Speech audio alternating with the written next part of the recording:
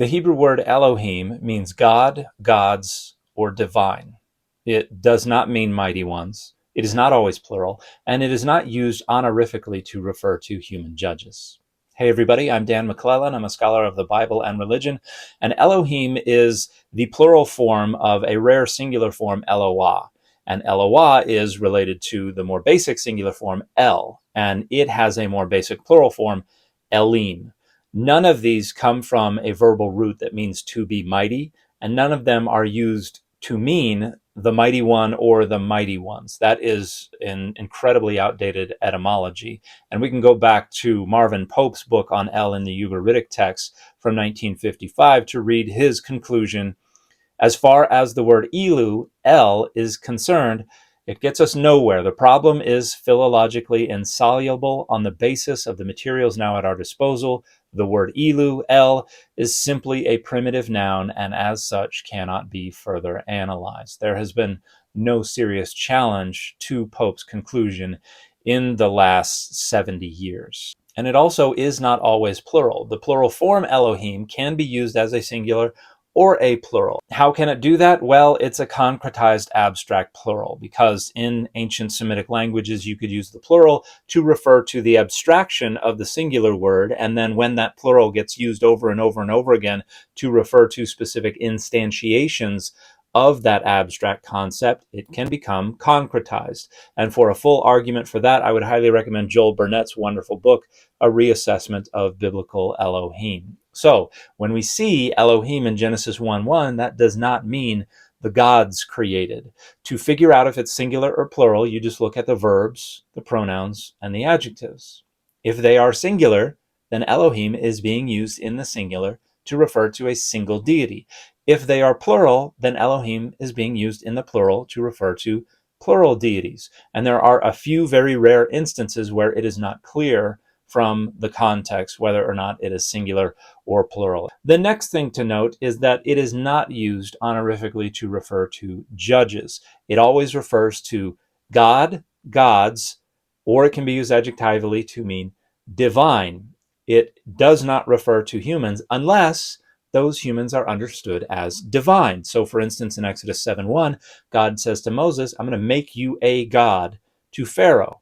That does not mean I'm going to honorifically call you a deity even though you're not. It means I'm going to make you a god to Pharaoh. Similarly, Psalm 45 addresses the Davidic king as God because the Davidic king was understood in certain circumstances to be divine. Also, you have the deceased Samuel, who is referred to as a god. This is because the deceased were understood to be divine in certain circumstances, and particularly when you're dealing with ancestor worship and things like that. And we have names in the Bible and in ancient Hebrew that attribute divinity to a variety of terms that refer to specific kin, like uncle and father-in-law and things like that.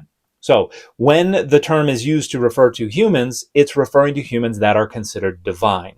So it does not mean judges. That misreading is a result of post-biblical theological innovations that begin in the Greco-Roman period with the reinterpretation of the gods of Genesis 6 who have children with human women as angels. That is what we find in First Enoch. That is the tradition that develops. These are angels who had children with human women. But then we have people saying, wait a minute, can angels really disobey God? Are angels sexually compatible with humans? And so in this debate about what's going on in Genesis 6, a new reading arose that understood the B'nai Elohim, the children of God, to be humans, specifically people in the line of Seth. And so around the turn of the era, we have a human reading that develops for Genesis 6, which then leads to reinterpretations of other passages in the Bible, and particularly problematic ones like Exodus 21:6 and Exodus 22:8, where we have this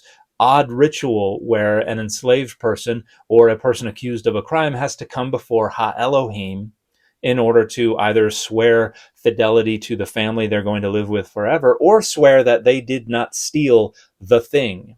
And this has been a problematic passage that has been interpreted by a lot of people as a reference to judges, and that is entirely inaccurate. There is nothing in either of these passages that supports the notion these are judges. To begin, everywhere in the Bible, as well as in ancient West Asia, that you have some crime and there's no evidence regarding who did it, and somebody has to swear an oath, that happens before deities or a deity.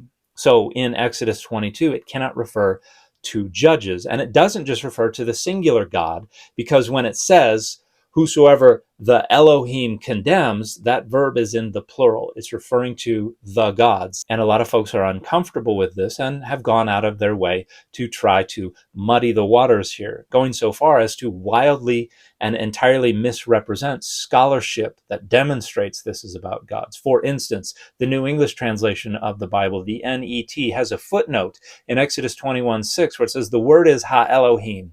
S.R. Driver says the phrase means to God, namely the nearest sanctuary, in order that the oath and the ritual might be made solemn, although he does say that it would be done by human judges. That the references to Adonai God is the view also of F.C. Fensham.